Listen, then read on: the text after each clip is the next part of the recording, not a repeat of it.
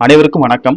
இந்த வீடியோவில் நாம எதை பத்தி பார்க்க போறோம்னா, ஒரு முக்கியமான மகிழ்ச்சியான செய்தியை தான் நம்ம பார்க்க போறோம். அதாவது மகளிர் உரிமைத்தொகை ரூபாய் 1000 வரவைக்கப்பட்ட நிலையில் தற்போது புதிய அறிவிப்பாக தவேகாவின் தேர்தல் அறிக்கையான பெண்களுக்கு மாதம் ரூபாய் 2500 வழங்குவது குறித்தும், மேலும் அதற்கான புதிய விண்ணப்பங்கள் வழங்குவது குறித்தும், மேலும் 60 வயதிற்கு மேல் உள்ள பெண்களுக்கு அவர்களுக்கு முதியோர் உதவித்தொகை வழங்குவது குறித்து தற்போது முக்கியமான மகிழ்ச்சியான அறிவிப்புகளை தமிழக அரசு வெளியிட்டுள்ளது. இதை பத்தி விரிவாக நம்ம வீடியோல பார்க்க போறோம்.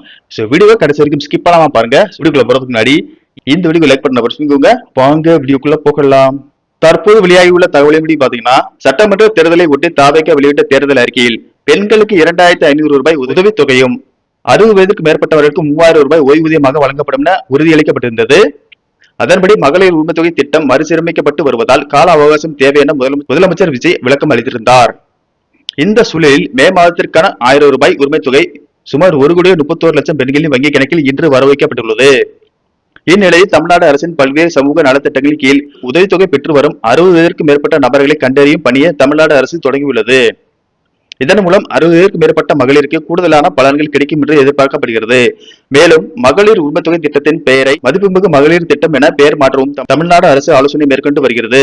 இது குறித்து தமிழக வெற்றி கழகம் தனது தேர்தல் அறிக்கையில் குறிப்பிட்டிருந்த ஒரு முக்கியமான வாக்குறுதியான மதிப்புமிகு மகளிர் திட்டம் தற்போது அதிகாரப்பூர்வமாக செயல்பாட்டிற்கு வந்துள்ளது. இதன்படி தமிழகத்தில் உள்ள 60 வயது வரையிலான தகுதியுள்ள பெண்களுக்கு மாதம் ரூபாய் 2500 உதவித்தொகை வழங்குவதற்கான முதற்கட்ட பணிகளை தொடங்க முதலமைச்சர் விஜய் அவர்கள் உத்தரவிட்டுள்ளார். இதற்கான பயனாளிகளை கண்டறியும் பணியில் வருவாய்த்துறை அதிகாரிகள் தீவிரமாக ஈடுபட்டு வருகின்றனர். அரசு ஊழியர்களின் குடும்பங்களை தவிர்த்து மற்ற அனைத்து சாமானிய பெண்களுக்கும் இந்த தொகை நேரடியாக அவர்களது வங்கி கணக்கில் வரவைக்கப்படும் என தெரிகிறது.